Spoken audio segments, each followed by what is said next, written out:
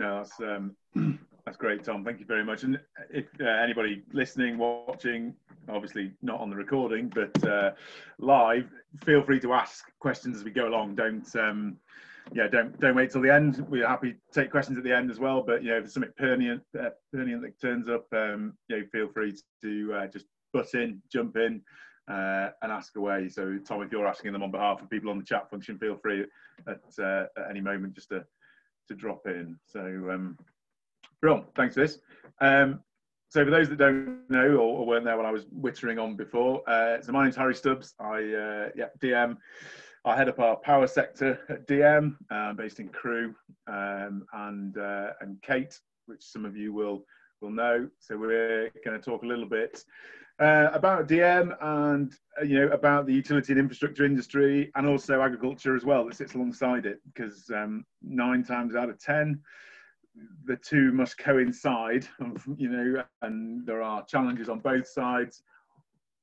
We at DM like to take a quite pragmatic approach to things and actually look forward that we're all quite rurally based, or have good rural background or good rural knowledge, and those that join us that potentially aren't rurally based and have the rural background, we like to coach them and train them through so that they actually become quite rounded individuals, so that when we're going out in the countryside, nobody ever wants us to turn up and deliver a pipeline through a farm or an estate or whatever it might be, whether you own it or tenant it. And we need the empathy to understand that, and actually to understand agriculture and farming and just rural business and how our works impact on them. So we do a lot of coaching to our clients who look at a field and say, it's green, it's a field, what's the problem? And we will, we do a lot of coaching to our clients on the basis that actually it's a little bit more than that. It's somebody's livelihood and it's somebody's home. So we wanted to just come and have a chat, and thanks very much for having us, and say feel free to jump on to any questions. So we'll crack on. So just a little bit about DM. We set up in 2003, so we're 17 years old. So we're not even at uni yet, but we were set up by 2 guys from who used to work for Cluttons down in the southeast, and they were basically undertaking utility work for Cluttons, but Cluttons weren't too interested in it. So these guys broke away with a third party, set up Dalcour Maclaren. The name is annoying because every time you give your email address to somebody, you've got to spell it, because nobody gets it. But they are old family names of the two founding partners, which unfortunately their family names now are Neil and Tennant. And for those of you that were around in that day and age, and possibly not, but that wasn't the greatest name for a business at the time, given certain pop acts at the time. But so in 17 years, we've grown from 2 people in a little broom cupboard in Kent to, I think, as of today, about 326 people. 106 of those have joined this year, including 30 graduates across the 12 months. So we act solely for the utility and infrastructure industry, which over time and over years has always been a bit of a stigma, a bit of a boring place to be, sorting access for surveys and really just annoying everybody as we go around building pipelines and Christ knows whatever else. But actually, the sector is so much bigger than that, and with the green recovery that we're going to look at after this bloody pandemic that's going at the moment, the wide ranging, it's not just a water pipe anymore and a gas pipe and an overhead line. There's so much more to it and so much more wide reaching. So our company now is split into 4 sectors and 4 services. So we have the water sector, the telecom sector, transport and infrastructure sector, and then the power sector, which is my baby, and I head up. So water's quite self-explanatory. Telecoms, again, quite self-explanatory. Transport and infrastructure is roads, rails and runways. Ports is something we're just starting to work into. And then power is kind of everything else. So it's along the lines of the typical electric and gas kind of works that people are used to, and oil pipelines. But also, we work a lot in nuclear and solar, carbon capture, offshore wind and things like that is a lot of our business. And then complementing them, we have our 4 sort of services. So everybody in the company sits within either the property, environmental planning, geomatics, or the U&I surveyors sort of services, and they feed up through the sectors, basically to deliver for our clients. And I mean, our whole goal is really to innovate, take forward, you know, our expertise, coach our clients, deliver these, you know, literally country changing projects. It's a bit of a corny line probably, but I've always said, you know, you can go and work on a rural estate and manage an estate. It's a bit of an idyllic life, you know, driving around, but one day, you know, you might be driving around in a landy or something like that on some grand estate, and then in the evening you're going to go and have to sort out getting a toilet fixed in an estate cottage or something like that. Whereas in this industry and in utilities and infrastructure, you can basically shape and change the actual countryside as a whole and the country as a whole. And I think the big thing for us at the moment is feeding into, you know, the green recovery and the net zero that I'll talk about a bit later, targets that we have as a country, and moving forward, and how, you know, our lives are going to change quite dramatically over the next 10 years with the carbon reduction and the push for net zero. And it's just, for me, it's a really interesting point to be with it. I've been with DM for 10 years, so I've been through thick and thin with them a little bit. But so that's a little bit about us. Unless Kate, anything you want to add? Not for me. I think you ticked it all off, really. No problem. So, I mean, just a little bit of a high-level view. So these are some of the clients we work for. There's loads more, but these are just a bit of a high-level overview. So, you know, on the left there is Natural Resources Wales. So they're a client of ours, and we will work with them on, you know, different kinds of projects that they may have, such as, you know, reservoir works and things like that. They're a bit, for those who don't know, they're basically the Environment Agency equivalent in Wales.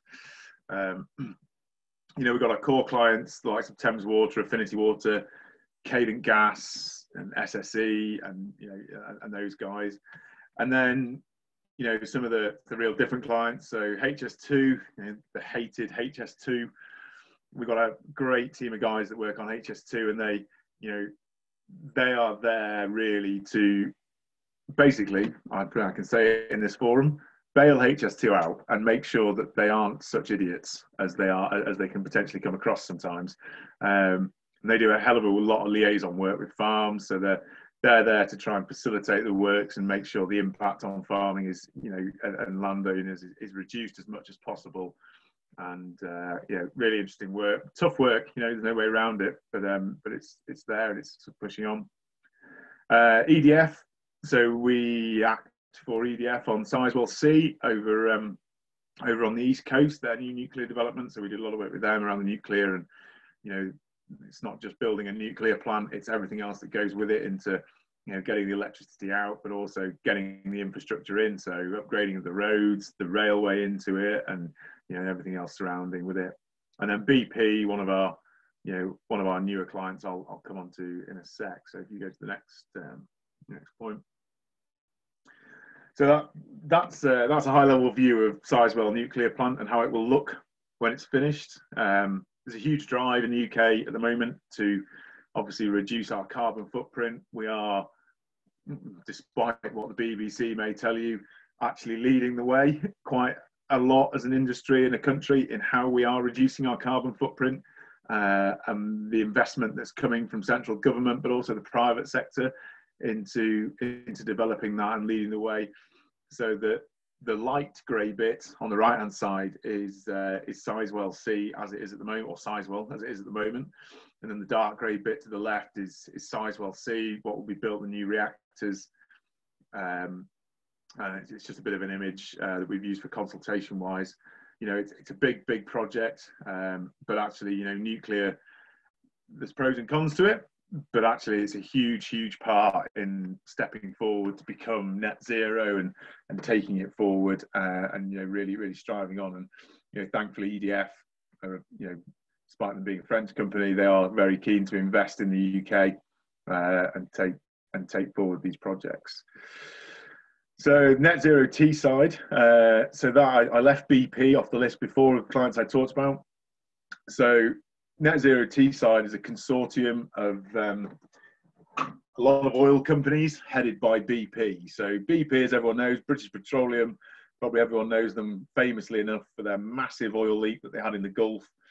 You know, thousands and thousands of miles of damage of oil to the oceans and things like that. And these oil companies now are really, the world is changing. You know, they're not just going to make money from oil anymore. You know, the price may be a bit stagnant at the moment with nobody using it, but you know, with the drive to remove diesel and petrol cars, oil is going to fall away. It will still be there because obviously the plastics and everything else that's made from it.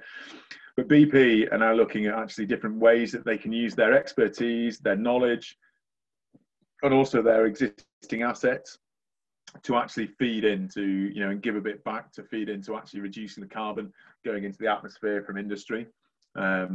They are driving forward the first full carbon capture and carbon reuse project in the UK, and that is called Net Zero Teesside. Teesside, as some of you might know, is a heavily industrialised area. It's home to British Steel and Ineos Chemicals, Semcorp Chemicals, CF fertiliser plants, Sabic Gas. It is a real hub of industry, which is a big carbon emitter. And BP proposing this scheme, it's going to cost them a hell of a lot of money, but they're going to get some central backing and central funding for it. But their idea is to capture all that carbon, utilize it through a carbon processing plant to make a natural gas that can be burned. So either give that back into the industry or give that back into the national grid, so it then flows around everybody's homes for gas-powered boilers, etc. And then the byproduct of that will be straight carbon. And BP own all these huge empty oil wells out in the North Sea that they've already extracted all the oil from. So our project is to collect all the carbon, collect all this horrible gas that's being emitted out around Teesside, bring it into the plant, separate the natural gas, that can go back into the grid, and then consenting a pipe going out to sea, back to the North Sea oil fields, and we'll pump all that carbon back under the sea, back into the rock, you know, where it's stored safely and actually will eventually, in millions and millions of years, break back down, but it's not released into the atmosphere. So, yeah, all positive. And then I suppose looking ahead, and this point I touched on earlier, that's obviously a bit about DM, but we in the UK, we're obviously, you know, leaving Europe through Brexit in what, it's just over 30 days, isn't it? 34 days or something like that. We've got this new dawn. And whilst there's all the obviously major things about, you know, how do we travel and everything else, we're also no longer aligned with the European Union on quite a lot of things. And in agriculture especially, you know, the Ag Bill has been muchly debated. I farm as well, so it has a big impact on me about my exports and sheep and things, but there's the new environmental land management schemes that are coming forward, not just affect agriculture, but affect infrastructure and utilities quite heavily. A lot of our clients are being pushed and asked to find 10% of their land holdings and literally better them and make them more carbon neutral or carbon captures, you know, through plantings and all sorts of different management schemes and things like that. And the agriculture bill that's obviously going through at the moment, you know, it will have an impact on that, and will have an impact on how our projects interact with land holdings and farming. And it just, you know, it's definitely something to be alive to. You know, for those of you, God forbid, sorry if you're listening to me for the second time today, but for those of you that were involved on the lecture I did this afternoon with Andrew, these things are something that we're looking at as a company now hugely, and we're starting to advise our clients quite heavily now about the basis of, okay, you're planning these schemes, but actually, what can you do with these schemes that ticks a box for you guys? So, you know, it reduces your carbon imprint and footprint on the planet, on the UK, betters UK PLC as an overall company, but also, you know, feeds back to these landowners, these farmers, you know, estate managers, or whoever they may be that we're interacting with, and how can we help them? How can it work together so that, you know, we can live in a bit of a more harmonious world, and everybody doesn't just think when, you know, when a letter arrives from a Cadent or an EDF or somebody, they don't think, oh God, the farm's about to be wrecked. You know, we're never going to get over this. It's going to be an absolute bloody nightmare. They'll just CPO us if we don't align to them and do what they want. So our advice to clients at the moment is we're really starting to look forward and thinking ahead to this now, and starting to put things in place to actually, you know, we'll help or try where we can to help landowners to meet the new environmental land management schemes and the quotas that they'll require, so they can, you know, be claiming the right tariffs. But also, you know, together we're going to get, you know, we're going to be able to deliver, you know, what the country needs and build on UK PLC. So that's a bit about us. We've now got a bit of a video that Kate's going to play. Hopefully it all works and the sound comes through. We did trial it and it did look like it was going to work. So this is a firm called Dong Energy. They're now called Ørsted. So this is one of our biggest clients, and it's a real good example of how one of our clients has got ahead of the game on changing their attitude to carbon. Dong Energy used to stand for Danish oil and North Sea gas. They were a huge oil well field, huge natural gas exporter. They've gone through a massive change of company image, and they're now called Ørsted. And they're now the biggest wind developer in the world. They're building wind farms in Taiwan, in Japan, in China. Their biggest investment is in the UK at the moment. And obviously Denmark as well at home. So we'll let this play. Hopefully you can all hear it and see it through, and I'll shut up for 5 minutes and you can have something interesting instead of me droning. Squeal if anyone can't hear or see it, and I'll try and fix it. But hopefully. Dong Energy creates the largest offshore wind farm in the world. For many years, Denmark has been at the forefront of sustainable energy, and that's why we're one of the leading countries in wind energy, among other things. In 2015, Danish wind turbines delivered the equivalent of 42% of Denmark's energy consumption.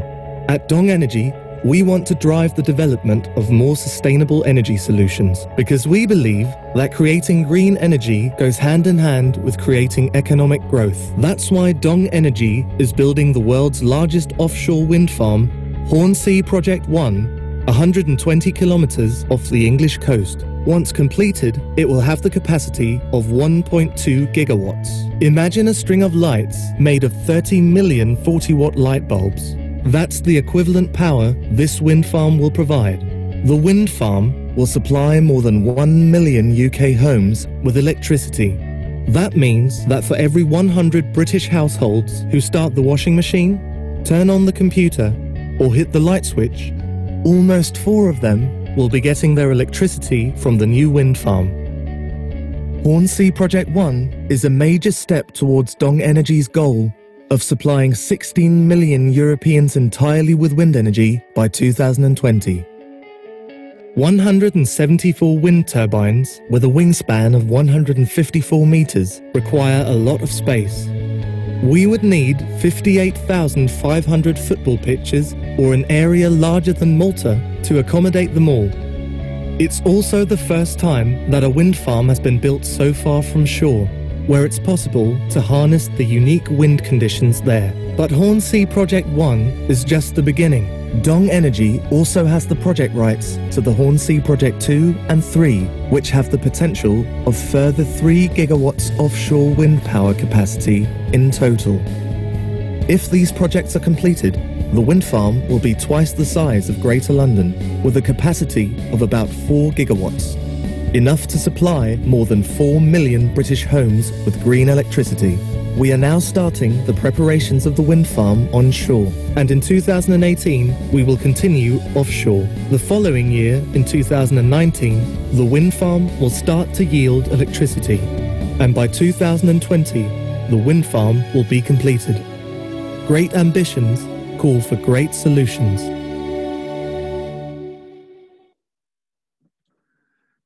I mean, that's just that's Hornsea Project 1, and you'll see that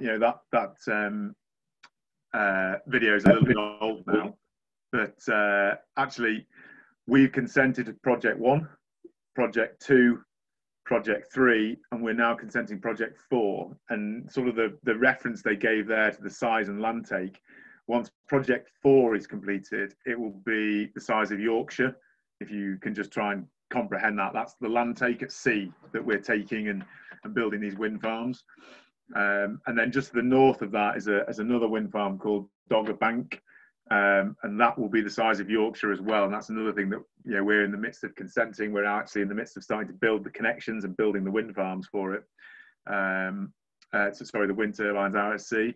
And these are things that we get really heavily involved with. And with some stats that I haven't just got to hand, but I think at the moment it's something are in the region of the renewable energy, just offshore wind farms that DM have consented. We're now something are in the region of about 11 million homes from offshore wind that we've consented, that's built and operate or being built to become operational. And all these drivers then to sort of take on the challenge of reducing net zero, and then obviously the things I talked about before with with solar and things like that coming on board. It's just the industry is ever changing, and I think the old stigma of graduates joining a utility firm and things like that, and being stuck on the phone to just arrange access for surveys and get yelled at by farmers. It's a very different world now, and it's stuff that everybody's buying into, and it's not us and them anymore. It's very, very much let's go at this collaboratively and do it together. And I think now, Kate, I think you're going to have a bit of a chat, aren't you, about a bit of your kind of typical days or not so typical days. Yeah, exactly that. So as Harry said, there isn't really any such thing as a typical day at Dalcour Maclaren. Every day is different, some more exciting than others. Some days you might be just at your desk dealing with compensation and battling it out with agents and having all sorts of excitement like that. Other days you might not even get to open your laptop. You might be in the middle of London one minute and then have to whiz out to a farmer in Gloucestershire on your way home.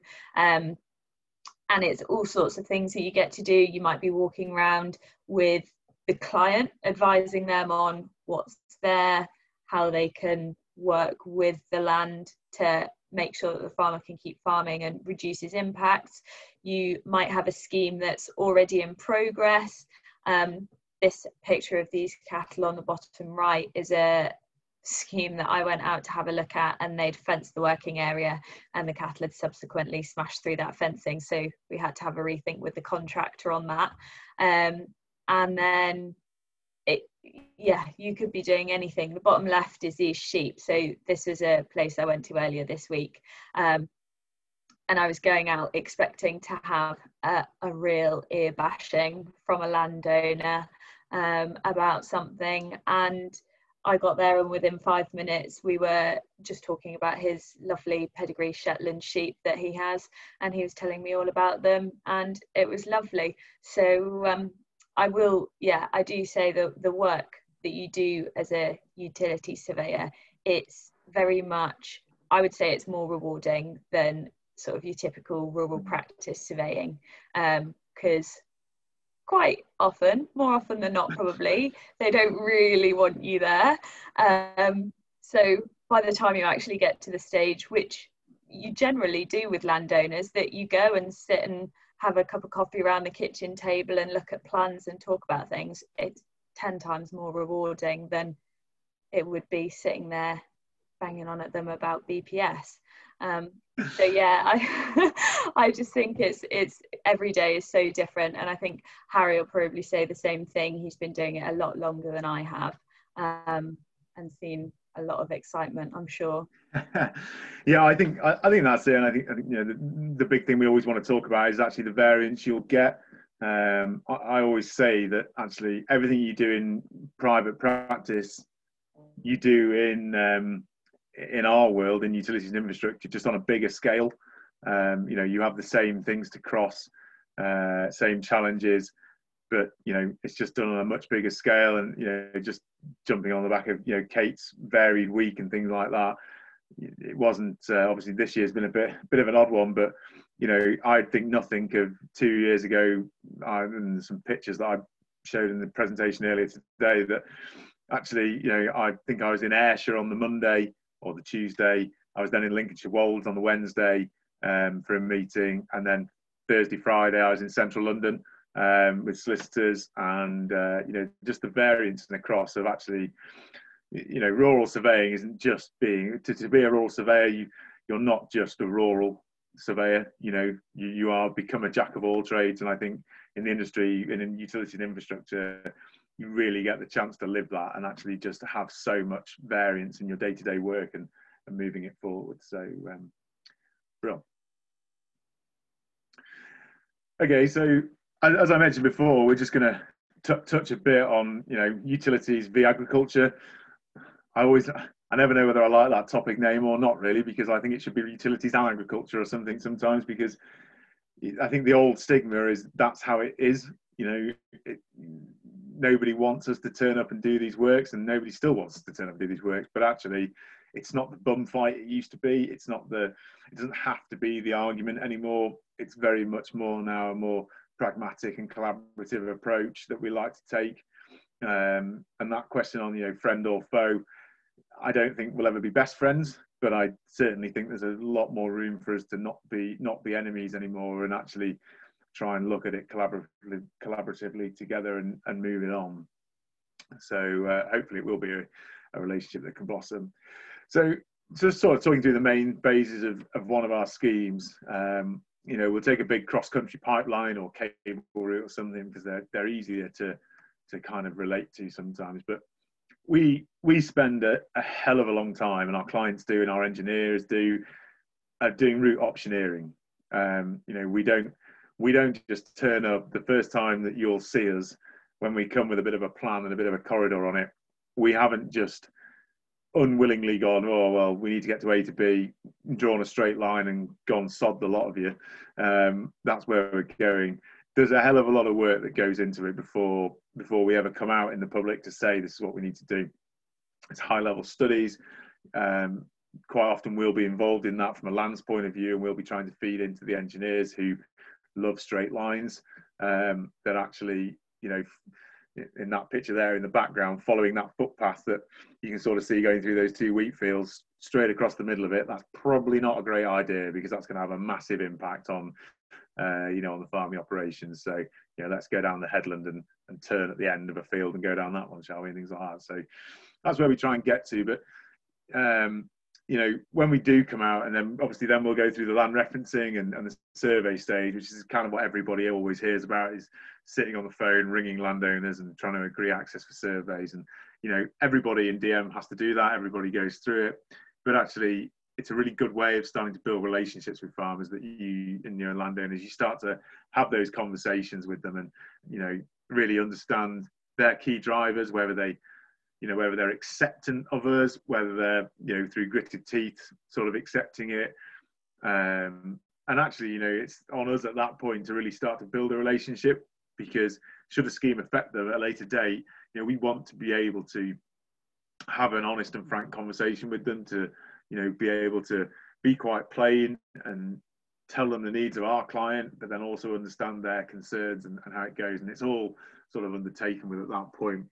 And then through the landowner and occupier negotiations for entry, that's where another bit where we try and take it up and another notch. And all the way through, we'll be listening to landowners' input about, God, I've got a wet patch there, or my drainage system runs this way, or however, whatever it might be. And all the time we're building a good log and a good bit of data to sort of then, when we get down to the real nitty gritty bit of actually finalising a route, we can feed into that, because obviously the next point there, the ecological and archaeological surveys and things like that, they're a necessity. People, and rightly so, are never happy when we, some sandal wearing archaeologists come around digging up half their wheat crops and things like that to have a look for something that was there 1,000 years ago. It doesn't seem reasonable. It's things that we have to do. We have to understand what's under the soil and under the ground to be able to route these points. And then again, the environment, we have a big impact with these schemes on the environment, and we have to understand what's there to then mitigate against it. But all these things will then feed into the final routing. And actually, if we get engagement at a really early stage from landowners or agents or whoever it might be, we can really, really drive these routing points to the scheme that's shown in the background.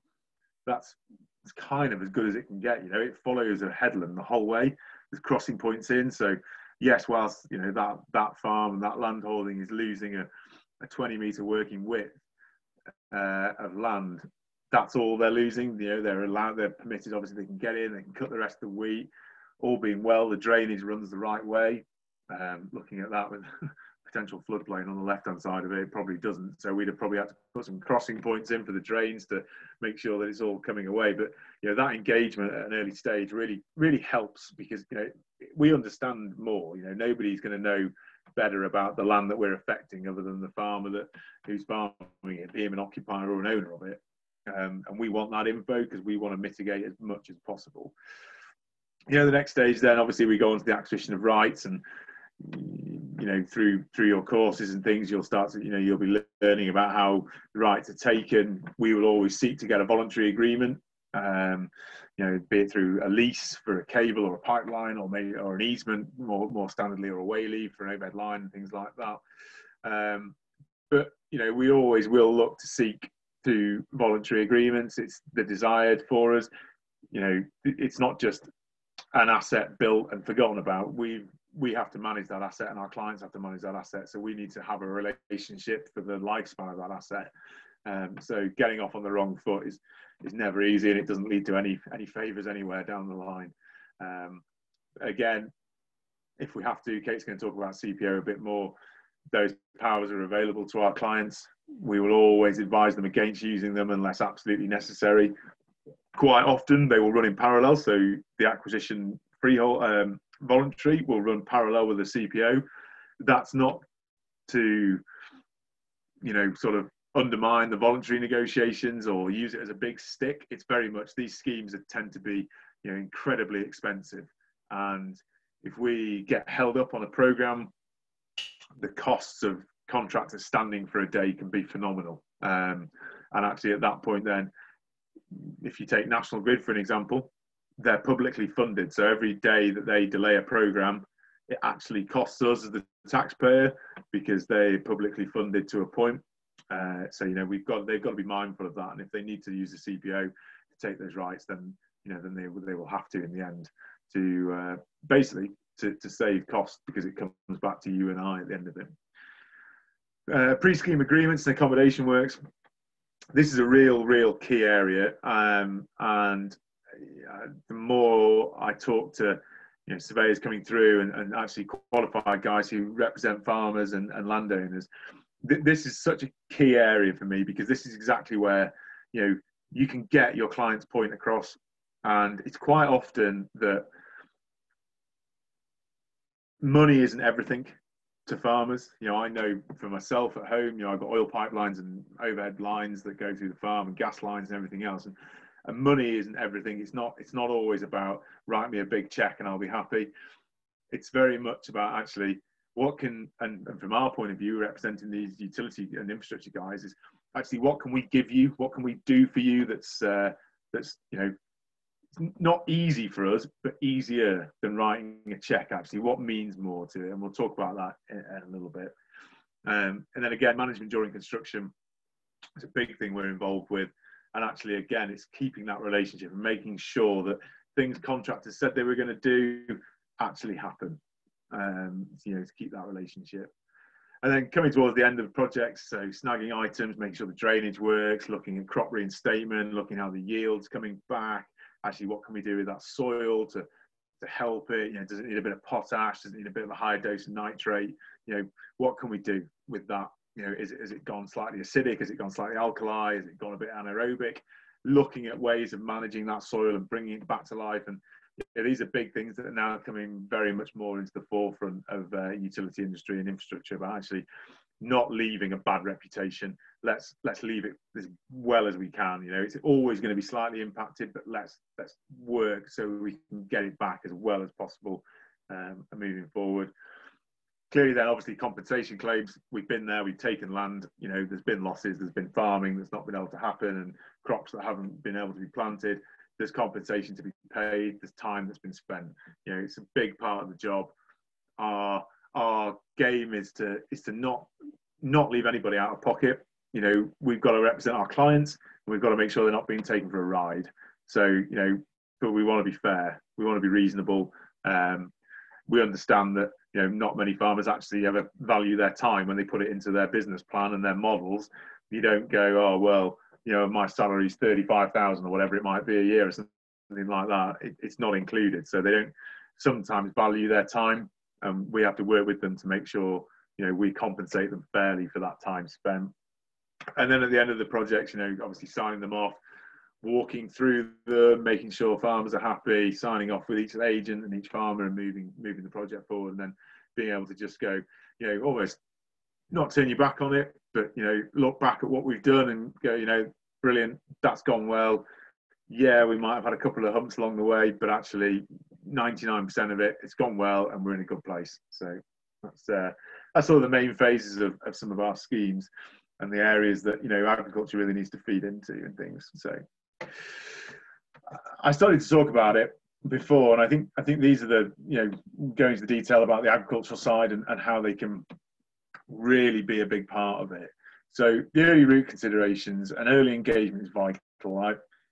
I kind of despair sometimes. I've been doing this for quite a while, but when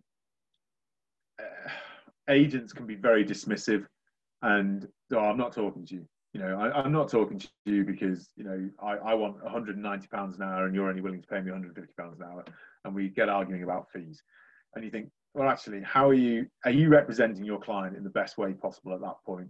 Because if you engage with us at this stage, these projects are long-term games, and actually, you know, just because we might be £10 an hour out on a rate for a fee doesn't mean you can't engage. You know, that fee will come and the money will be there for an agent. And I often feel slightly trapped when an agent's appointed, because I know if I went and spoke to that farmer and actually had a really frank and straight conversation with them about, look, you don't want this scheme, but if it had to come through your farm, where's the best place it could go? You know, how could we route it so that actually it impacts you as least as possible? And if you can get to that point, 9 times out of 10, you know, early on in the process, we can do something about it. You know, we can help it. You've got a wet field, a horrible field, area that actually needs redraining, things like that. You know, let's go and hit that. We're going to have to redrain it anyway. So you know, so let's route it through it, and then actually we're giving you a benefit. You know, ensuring that route has the minimum impact and the least compensation. That's great from us because actually we're saving our client money, but at the same time, it's great for landowners because it is, well, not great, but it's the best it can be. You know, it's reducing their impact. It's, you know, they're not going to be as hampered by it. There's less mitigation that has to go into it. You know, they're not going to have to think about their crop rotations so heavily because, you know, all of a sudden that field that's going to be potatoes next year, oh, actually, you know, we could route that through, and actually it could be wheat, and we might be able to cut that wheat and get it off before you come in, and things like that. So you've always got to be, you know, that engagement's key. BPS, you know, it's been around. You know, we are liable for BPS. Where BPS can't be claimed, we're liable for it, and we will pay for it. There's always that worry that actually large land takes for these projects could have a really detrimental impact on BPS, on the size of the holding and the farmable area. And these are things that, you know, we want to know really early on, because it's things that we can impact. You know, we can steer projects in the right way so that, you know, these impacts aren't as great. Hedgerow removal, that fits with the BPS as well. You know, if we're taking out vast swathes of hedges, you know, that's going to have an impact on what the claimant can put in for.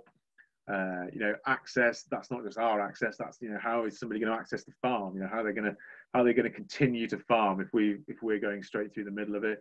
You know, there's things that we can put in place for that. We'll talk about. Water, is that, you know, is it to feed stock? Is it, you know, drinking water for stock? Is it irrigation?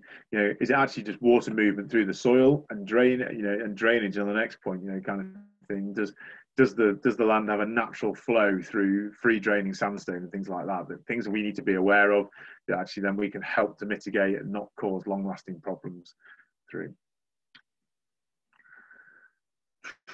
So accommodation works. So these are sort of the key things that we want to talk about early on.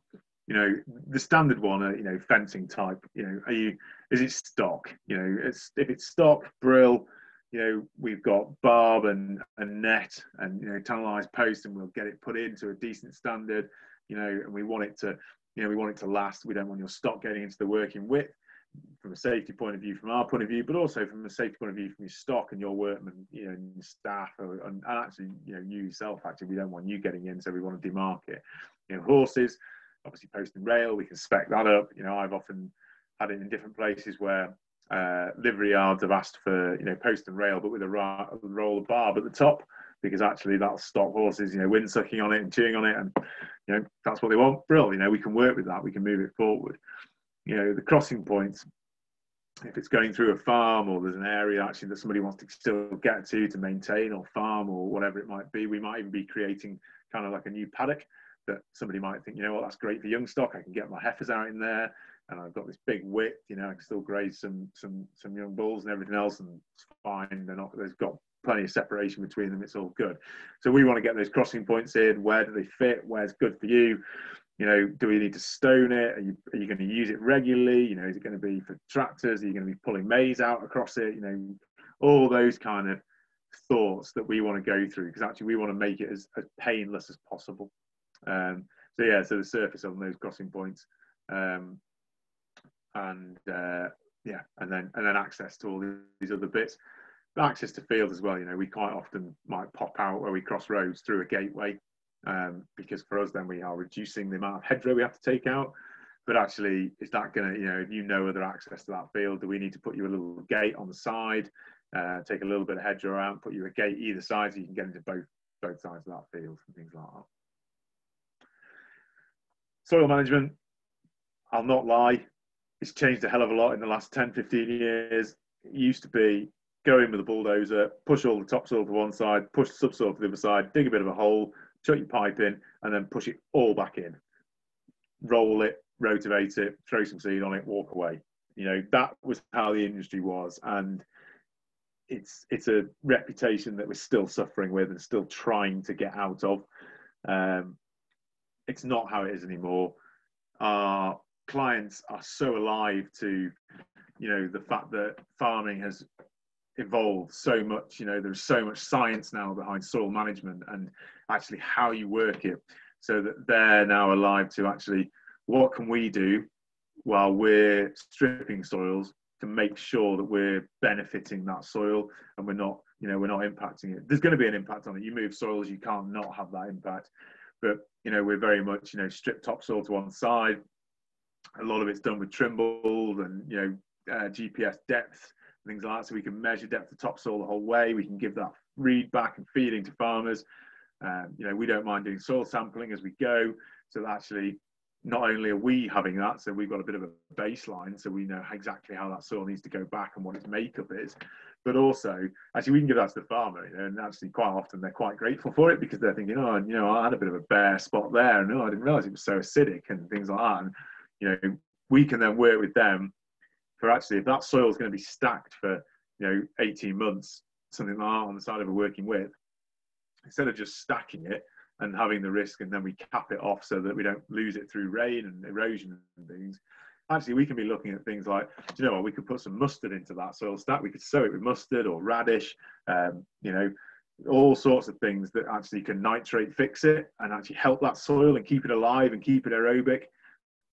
These are all things that are coming through now into the thought process of these projects. And when we get engagement early, these are things that we really want to be working with. And actually, as I mentioned before about the new environmental standards, this is a big area we feel that we can really have a good relationship together and start to put those crappy days of people mishandling soil and slop and crap being thrown back in a hole behind us quite a lot, and really look to drive this forward. There's some really, really intelligent soil scientists out there that sort of do independent work for our clients. We sort of bring them in and they come in and they'll say, right, you need to do this. And they'll have been around, spoke to all the farmers, got a really good idea of it. And then they'll speak to the farmers and say, we're going to recommend this, you're happy. And they come to us, and 9 times out of 10 our clients will take it on board, because they know in the long run it's a well worth expense paid. To sow a soil stack with mustard or clover or whatever it might be is pittance in the cost of these projects. But actually, if it's going to mean that that soil is, you know, kept fertile, kept aerobic, and actually is going to go back in with a high level of nitrogen or whatever it might be, it's going to reduce our costs in the long run. And it's something that, yeah, it's just becoming more and more, you know, alive in the industry. And, you know, and I think the industry can learn a hell of a lot from a lot of, you know, a lot of really forward-thinking farmers that are really taking the time now to think about their soils and stuff. I lived and worked in New Zealand for a long time, and you know, over there, for those of you that have been, for those of you who are going to go on a gap year, whatever it might be, they absolutely hammer their soil in New Zealand. They kill it. They are just unreal in how much they can destroy it. But the whole time they're destroying it, all they're doing is thinking of how to keep it alive, how to better it. I worked doing soil structural sciences out there on maize blocks. So, you know, where they grow 50,000 hectares of maize on about 60,000 hectares of land, and how do you keep regenerating that land to make it produce? And it's phenomenal, you know, the things that they can, the things that they have, the ideas, and some of them are daft, but they work, you know, and things like that. And actually the industry just needs to learn from that. And from our point of view, we need to learn from agriculture. Farmers are the best people in the world for managing soil, and actually the utilities and construction industry needs to learn from that and take the good bits that they have and put them into practice. That's me stopping ranting about soil.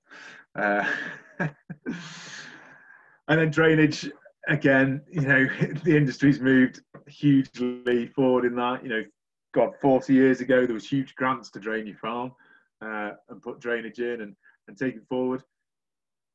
I'd say 80% of the systems we come across are about 40 years old, because that was the last time you had grants to put them in. And, you know, it's not cheap drainage.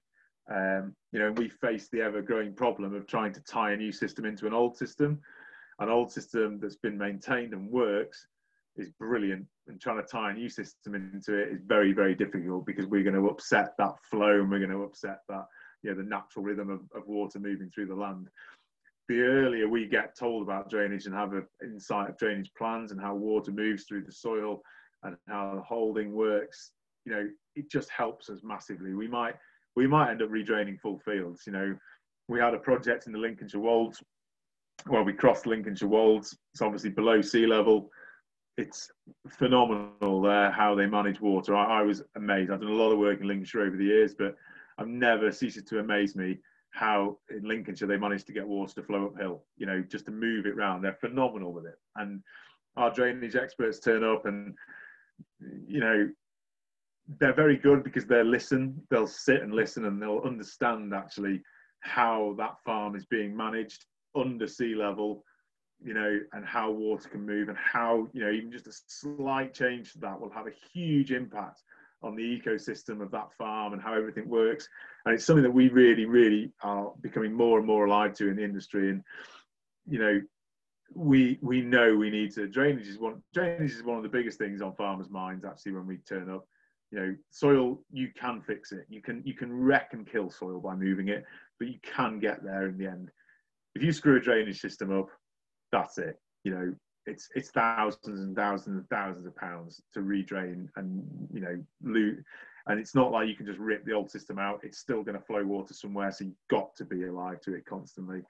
You know, if that means, there's obviously a cost implication to all this, but if that means turning a field's drainage system totally round and reversing it, you know, if that is the answer, then that's what we'll do, you know, and that's what it has to come to. And I think, you know, doing the right thing with drainage is, from our point of view, is quite a hard sell to clients because it's not cheap.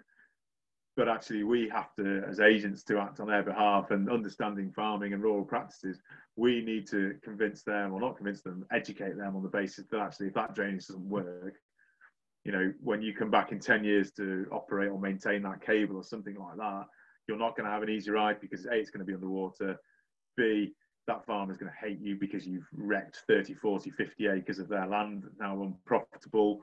And, you know, you're going to have a fight the entire life. So actually, get the drainage right from the off.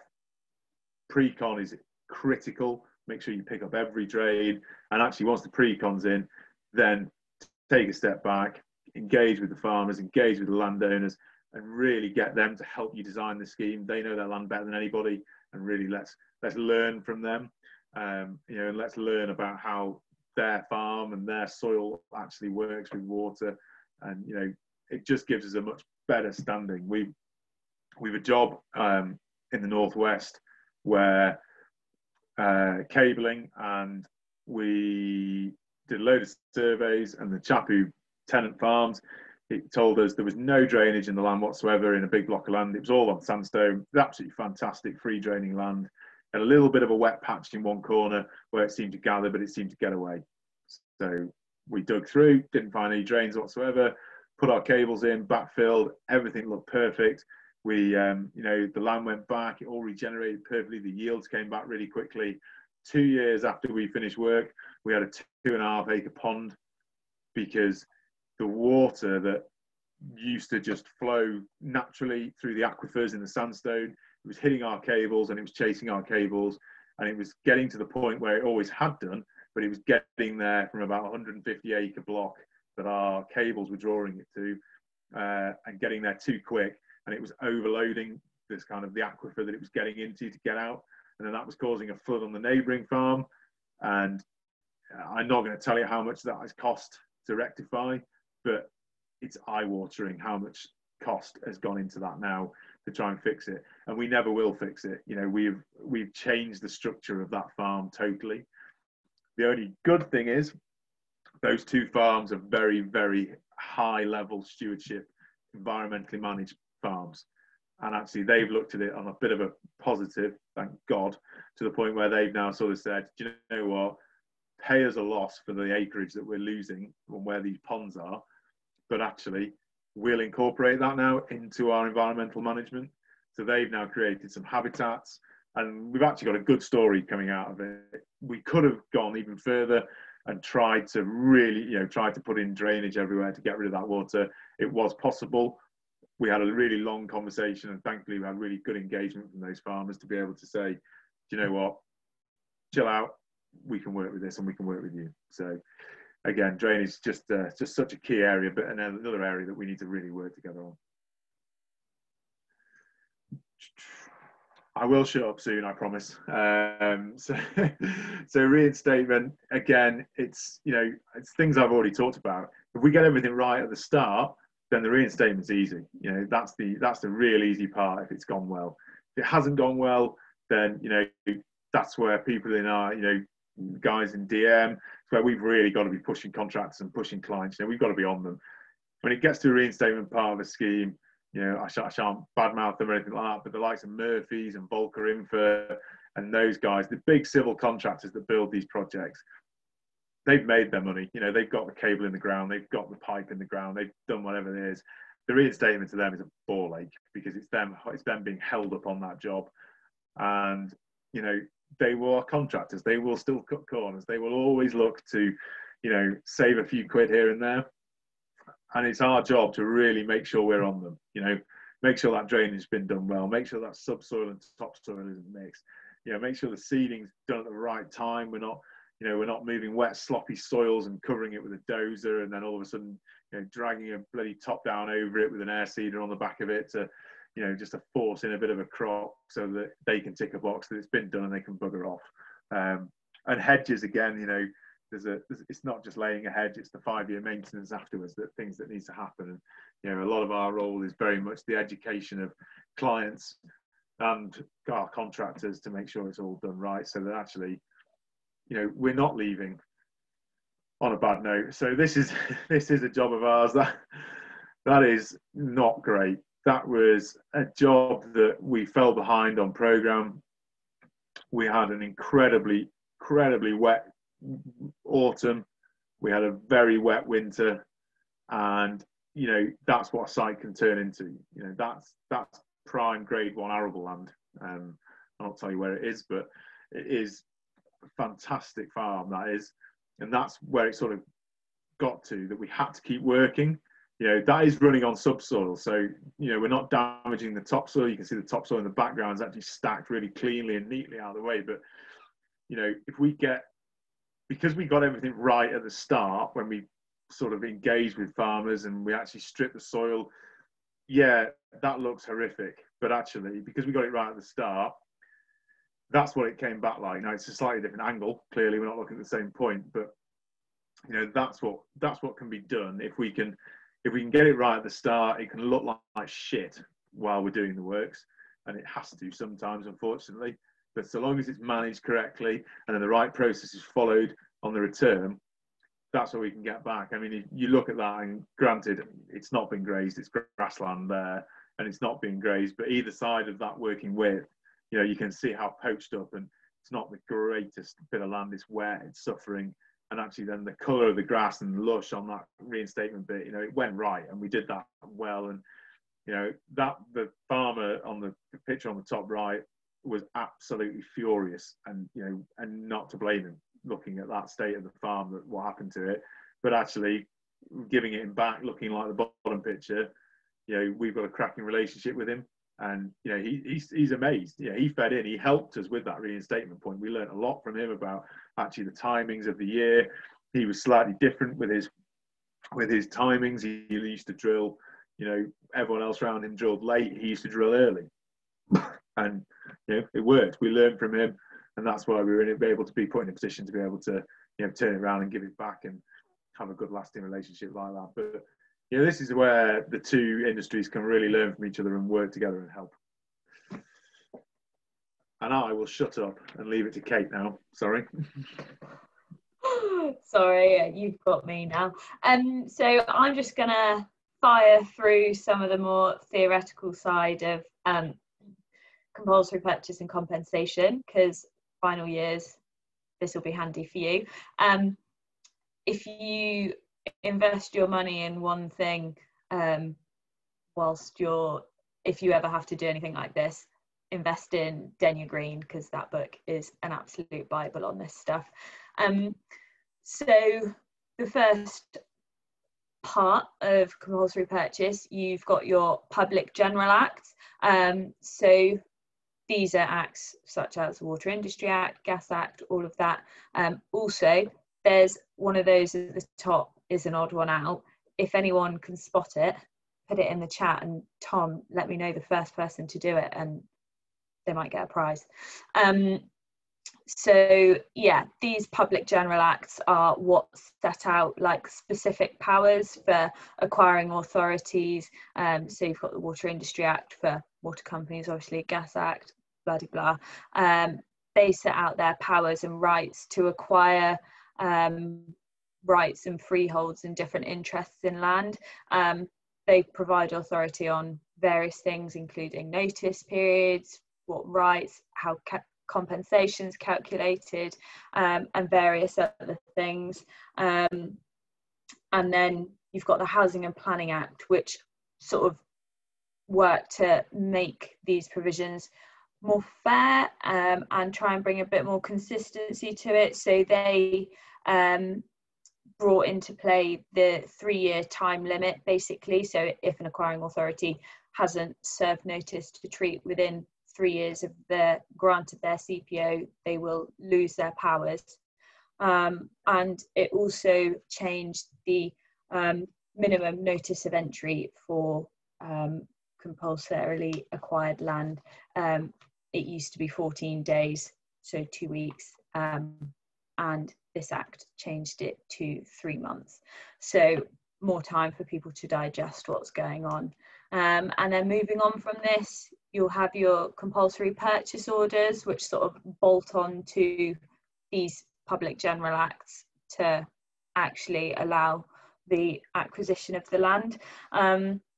So yeah, as it said, these are the second stage. They must be exercised within 3 years or they'll lose their powers. And the overarching authority for making of a CPO is the Acquisition of Land Act 1981. So there are a few stages in the compulsory purchase order process. You will have your authorising act, you then issue a draft CPO, which will then be confirmed by the minister if they're happy with it. If not, you may have to make amendments and go back. Once this has been confirmed, you will then serve either notice to treat or a general vesting declaration. The two slightly differ in how the land is taken, but it has the same end goal. You then give your notice of entry, take entry or possession of the land, and finally work out the compensation following that. Fire questions at me as we go through if there's anything I say that I've gone through a bit too quick. And presuming no one spotted the odd one out, it's the High Speed Rail Act. This isn't a public general act, it is a hybrid bill, which I will come on to in a second. So alternatively to CPOs, you can have DCOs. An increasing amount of the work that we do is granted by a DCO. They are generally for NSIPs, large projects, such as airport runways, roads, anything like that. And they were introduced by the Planning Act 2008. Essentially, what they aim to do is simplify the process, because it is somewhat convoluted and complex. So, as it says there, Heathrow Terminal 5, this involved 37 different applications under 7 different pieces of legislation. So, as you can imagine, an administrative nightmare. And similarly to a CPO, you can actually challenge a DCO. So you can take it to judicial review within 6 weeks to challenge any decision if you have a direct impact by it and you feel that the decision was wrong, basically. So I'm sure if anyone wants to know more about DCOs, Harry has been involved with many, so he can answer any questions on that. And then I thought I'd just throw in a little bit about hybrid bills. These are very relevant at the minute with HS2. So the High Speed Rail Act is a hybrid bill. They share elements of public and private bills, but they tend to be used more when the project is driven by government. And where these really tend to differ is that once it's been through Parliament and past second reading, you can't bring about a judicial review.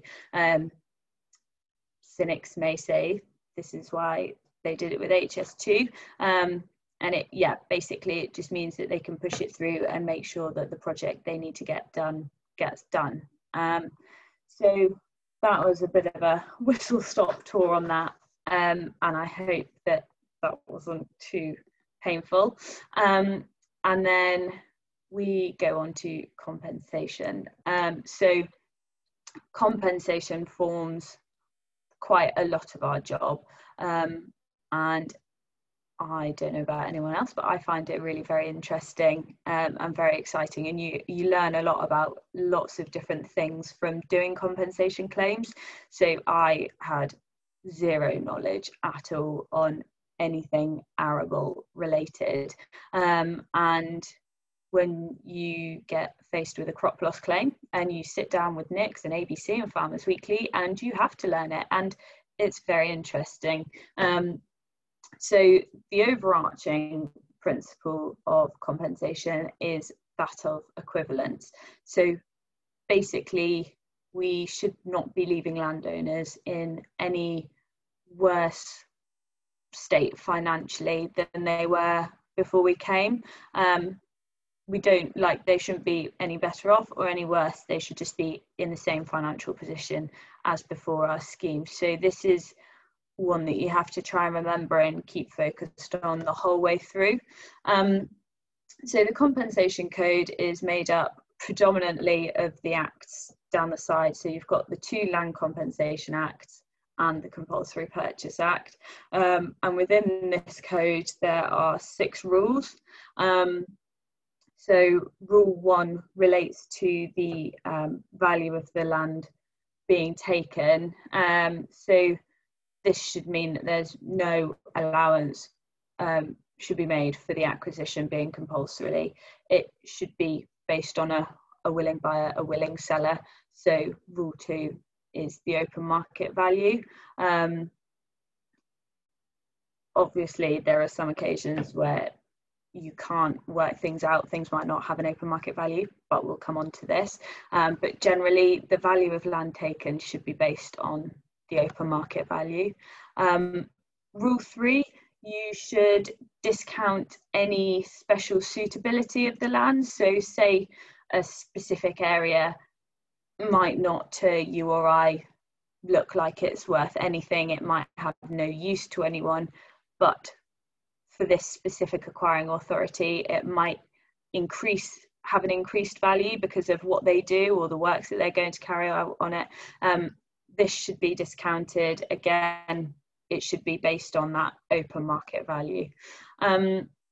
Rule 4, so you should ignore any value if it's contrary to law. So basically, if there is value, but without that act, it wouldn't be legal to carry out those works and increase that value, discount it, sadly. And then rule 5, so this is the equivalent reinstatement. So this is for where I said you can't always put an open market value on things. So you'd basically base the compensation for the land taken on the cost of completely replacing, rebuilding what's there. So this has been used previously for private railways or cattle auctions, things like that. Anything really where it doesn't really have a value on the open market as such. And then finally is rule 6, which states that rule 2 should have no impact on the assessment of any compensation not related to the value of land. So rule 6 essentially just allows for compensation for anything that's not value of land taken. So any disturbance, any surveyor's fees, any loss payments, anything like that, all allowed for under rule 6, which obviously that helps keep it fair, because if rule 6 wasn't there, a lot of tenants or anyone who doesn't have a freehold interest in the land wouldn't actually be entitled to any sort of compensation. So that's the basics of that. And then, so there are 2 different ways you might be affected by one of our schemes. So you might have land being actually acquired from you. So this is where you've had either a notice to treat or a general vesting declaration, and these are the general heads of claim that you would expect to see land on your desk when you get a claim for any scheme where you've acquired land. So the first head of claim that you would expect is the value of the land that's been taken. So this is in the Land Compensation Act 1961, and as I said previously, based on open market value. So you'd expect comparables or equivalent reinstatement costs, anything like that, and just go at it like that as you would with any other sort of valuation, really. The next 2 sort of go hand in hand, severance and injurious affection. These are often quite tricky ones. They're both Section 7 of the Compulsory Purchase Act. So severance relates to the loss in value on any land that's not been taken, but as a result of the acquisition of that land. So obviously, if you've got 2 fields and they obviously hold value together, or if you've got 1 field and they take half of it, the half that they've taken increase the value of that land as a whole, because now you might not be able to get into that field to carry out, I don't know, you might not be able to get your combine into it because it's not big enough, or it's a funny shape or anything like that. So your severance sort of is a recognition payment of this loss in value as a result of the acquisition. And then the injurious affection is the loss in value on the retained land as a result of construction and use of the scheme. So this would be, say you've got your house here, your field here that they've acquired half of, and in that half that they've acquired there's a road going straight through, so it might be the impact of noise or smoke or dust or any sort of fumes during construction, anything like that basically that affects the value of your retained land. That would be injurious affection. So there isn't actually a set basis for assessing compensation for these two bits, which can often make it quite difficult to do. But you just work with the agent and work with the landowner, and you'll always get there. And then loss payments. So these are relatively new in terms of the fairly antiquated compensation legislation. These are introduced under the Planning and Compulsory Purchase Act. So you will get basic loss payments, which is either 7.5% of the interest taken up to a value of 75 grand, or you can apply for occupier's loss, which is the greater of 2.5% of the buildings, or land loss, and that's up to £25,000. So your basic loss you would apply for if you're owner of the land or owner occupier. Occupier's loss would be what you would apply for if you were a tenant of the land or didn't own the land that you were sitting on. And then disturbance. So this covers anything within a scheme that isn't any of the above or surveyor's fees. So a lot of this will be made up from landowners' time. So generally an agent acting on behalf of a landowner, or if they don't have an agent, you would advise them that sort of throughout the works, just to keep a rough diary of any time that they spend. It might be coming to meetings with you or making phone calls, or it might even be if they needed to move their stock out of the way, or if because of where you've taken land, they've had to, if it was a dairy farm, if they've had to change the way they bring their cattle in at morning and night, and it's added 5 minutes or 10 minutes on each time they have to do that, it might be the added time for this. It might be removal fees. If their house has been acquired and they've had to move, it might be removal fees, it might be solicitors' fees, anything like that can come under disturbance. And then obviously you've got the big one, which is your crop loss. So you can have crop loss on arable or pasture, and it would, generally it depends how long you're in there. So you might do, if it's a scheme that's in there for say 3 years, and they're not able to take a crop off, then they'd get 3 years at 100%, and then you generally taper it down over the following years after the scheme to account for the fact that it's probably or possibly won't return to full productivity that first year afterwards. Obviously you can't claim crop loss off it if it's been acquired, but for a lot of them, either side, they might need working area or they might have compounds, that sort of thing, so you can claim crop loss on those. And then finally on land taken is fees. This is often the source of a couple of hours behind a keyboard, but it's allowed for under Section 5 of the Land Compensation Act, and a land agent is entitled to reclaim reasonable fees. So up until, I think it was 2002, the RIDE scale was used, which was basically a fee scale that said if the compensation payable is this much, the surveyor can claim fees of this much, and it went up on this scale. That was got rid of, and fees now are generally worked out on quantum merit. So this would be an hourly rate. As with landowner time, you'd expect them to keep a time diary, and then at the end of it, or if they want to submit an interim claim, they can do that, and you would pay it based on an hourly rate.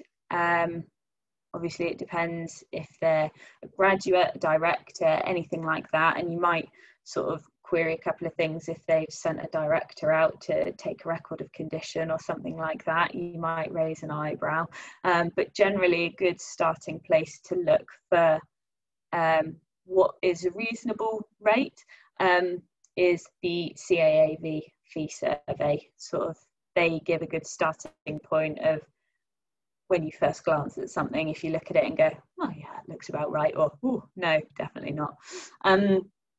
So yeah, that's generally everything on that for where land is taken.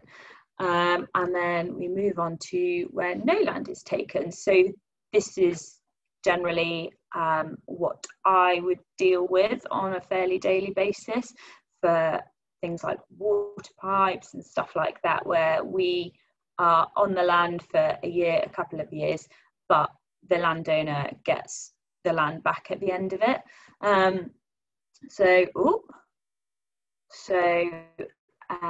You will have two different types of claim that you can do. You've got Section 10 claims under the Compulsory Purchase Act, or you've got Part 1 claims, which we'll come on to next.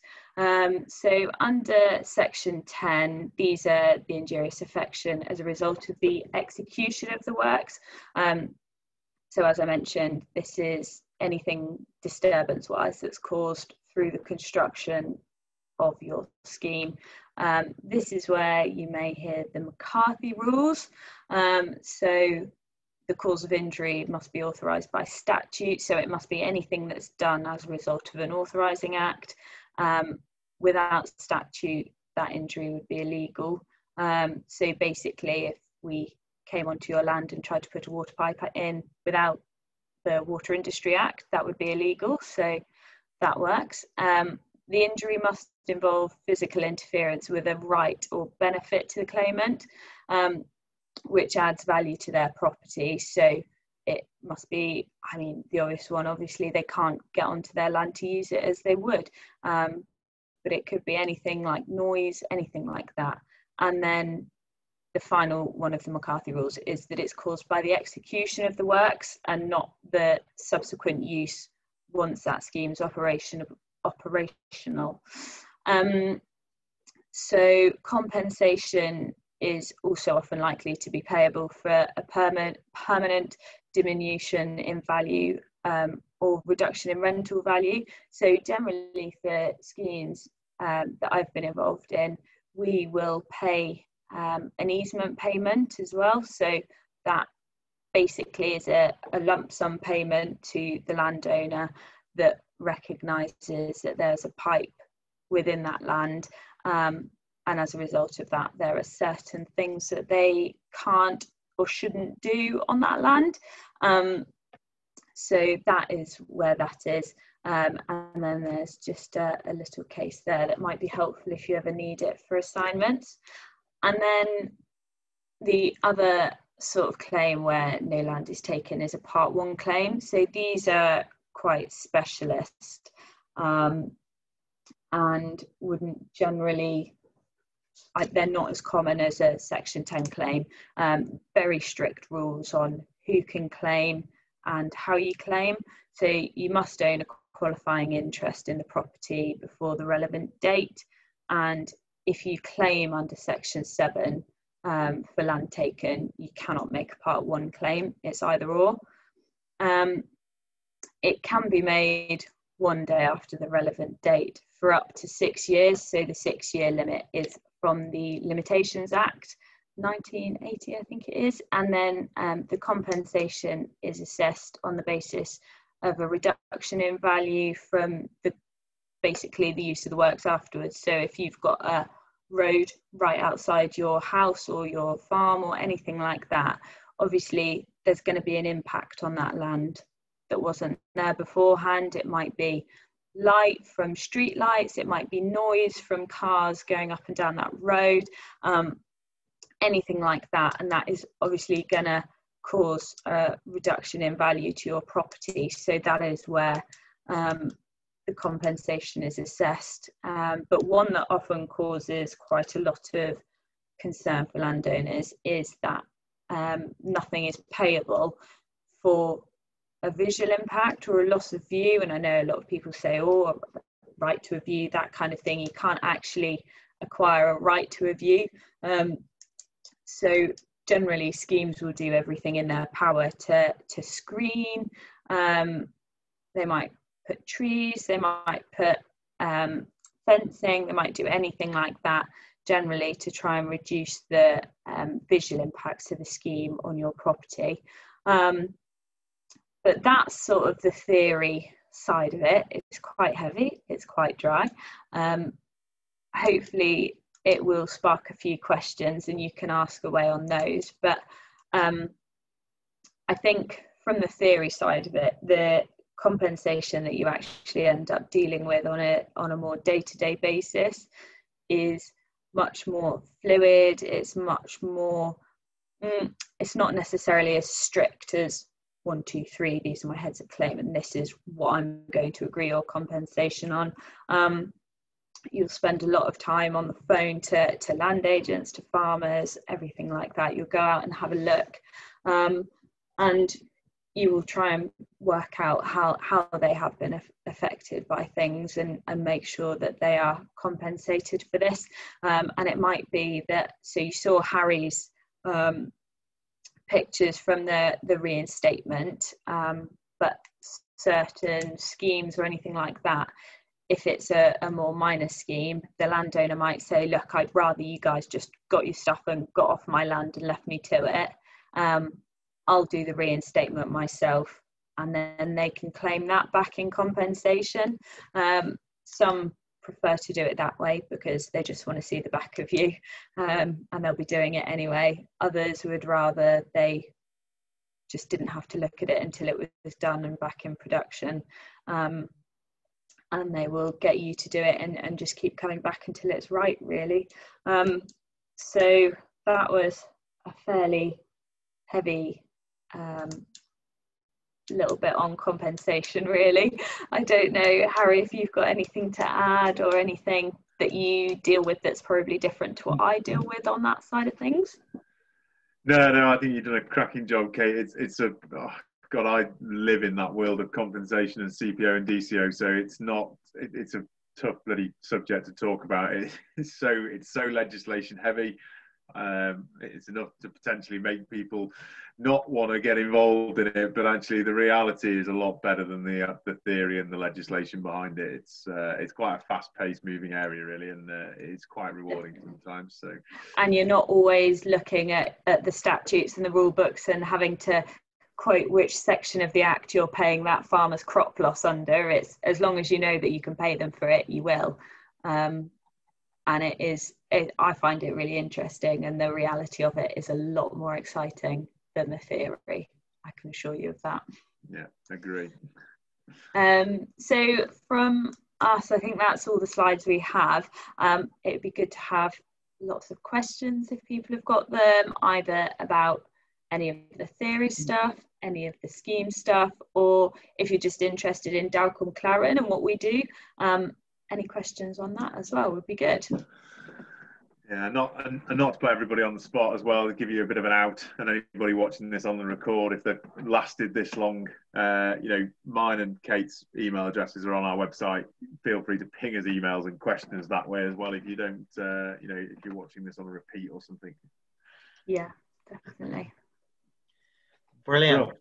Thank you both. You've covered a lot in a short period of time there. So, a good comprehensive background of the company, yourselves, compensation and all sorts. So I'm sure there's got to be some questions out there on any of the things we've discussed.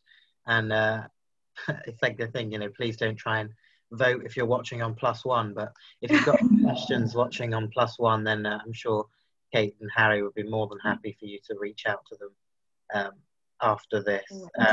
And those of you watching, there's been some fantastic information in there which will really help with exams and assignments and things on compensation. So when this is uploaded to our YouTube channel tomorrow, make a note of this, and when you're coming to do any sort of work on this, definitely I would recommend coming along here and getting getting some help. So they're all very shy by the sounds of things. We haven't actually got any questions. So whilst we are waiting for questions, I'll just ask you, Kate, how are you finding this with your APC and things? Obviously, you're completing your diary and things at the moment. Are you finding that you're getting enough like variety when it comes to studying for APC? Yeah, so that was something that I was a bit worried about when I started. So I did my placement with Dalcour Maclaren in 2018, and I literally hit the ground running with APC stuff, got counsellor and everything to begin with, and I was started recording sort of very early on, but was finding that a lot of what I was doing, I thought I was just putting under one competency. But actually, when you stop and look at it, everything you do can be put, a lot of it comes under agriculture without even realising. A lot of it is access and rights, a lot under compulsory purchase. But also we have a lot of clients, so like our water clients generally have big property portfolios, which our property team manage. So I asked for a bit of experience with them and did a day a week with property. So I got experience in all sorts of ag tenancies, licenses, landlord and tenant stuff, and that kind of thing. So yeah, you definitely won't be short on competencies. Great, thank you. We've got a question come in asking, you kind of mentioned what you typically do, but they're asking what sort of projects do placement students get involved with, and the sort of work that they typically do. So as much or as little as you want, really. When I started, I was on the water team, so I started just doing help desk, which was like very reactive. The client would call us and say, oh, we need to get in here, or oh, we've had a burst here, can you deal with the compensation? And it started with that. Then I started going more onto the property side of it, doing all sorts of rent reviews, tenancy renewals, that kind of thing. And then towards the end, I moved on to some much larger like mains laying schemes, and was sort of very much left to it a lot. Obviously the support was always there, but I sort of was allowed to manage things and get out and about a lot, and deal with some huge sort of 8 kilometers of pipe laying and that kind of thing. And the support's always there, but if you want to sort of take control and have a go, then they'll definitely let you. I don't know if Harry, have you got much on what your placements do in the north? I think we kind of like to give people a variance where we can on it. We like to support people through, really give them opportunities. It can be quite often, it can be driven quite often by office location, and also where the projects are. Ideally we don't want to send placements off traveling around the entire country if you don't want to. If you're keen to, then there's things that we can do as well. But we just look for the variance where we can, give you a bit of a rounding overview of the industry. Well, hopefully that answers your question there, Stuart. I'm sure it does. Does anybody else have anything? Yeah, I'm just saying thank you. Anybody else have anything? Someone's come in saying, thanks for the talk, really interesting stuff. Are there any parts of the Ag Act that you believe will directly affect DM, for example, possible changes in land use following the delinking of direct payments? Yeah. Yeah, there probably are. It's such a big piece of legislation at the moment that everyone is still trying to get their heads around. And it's very much at the moment for us is, we're looking at the bits that we can control at the moment, and trying to help and advise clients with that basis. There is so much more to get our head around, and actually how it's going to impact clients directly. Land use is definitely a big part of it. and things that we've got to be alive to. Any particular part in specific, I think all of it is going to have an impact on us. Yeah, that's not really a great answer. I'm sorry. No, I'm sure that's fine. Any other questions from anyone? What sort of are your deadlines for those interested in placements and grad schemes and that sort of thing? God, I should know this really well, actually. So our grad recruitment is open. It is on the website, the link, and placements as well. The placement scheme is open for application, and if anybody's got any concerns or questions, just do get in touch. You can either go straight to our website, and there'll be a link to apply through it, or feel free to come direct to Kate or I, and we can help and steer in the right direction. We do our graduate and placement interviews in January. We're part of the charter, so we don't put any pressure on anybody to make a decision quickly. It's very much, we'll make our offers along with everybody else. That's part of that charter. Completely understand that it's a fairly big decision for people to make, so you don't need to be pressured into it or anything like that. Yeah, they will be open until I think it's late December. I think. Yeah, I think it's about the 13th of December, is it? I think it is somewhere around then. I think if you just kind of Google Dalcour Maclaren grad scheme, it will come up, won't it? I imagine. Yeah. Or if you want to drop me a message, you might have seen my posts in the Land Management Society group. Feel free to just ping me a message, and I'm happy to answer any questions anyone's got on staff. I'm sure it's on the placement website, I assume, as well. Yeah. Yeah. Cool. So unless anyone has anything further, I will release Harry and Kate to enjoy the rest of their evening. So thank you both for your time, and thanks, Kate, for working with me to organise this. I'll send you both the link once it's uploaded tomorrow, so you've got access to it. Feel free to share it as far and wide as you wish. But no, thank you very much for your time. Thank you for having us, Tom. It was really good. Enjoyed it. Thanks very much, all. Thank you, everyone. Cheers. Bye. Take care.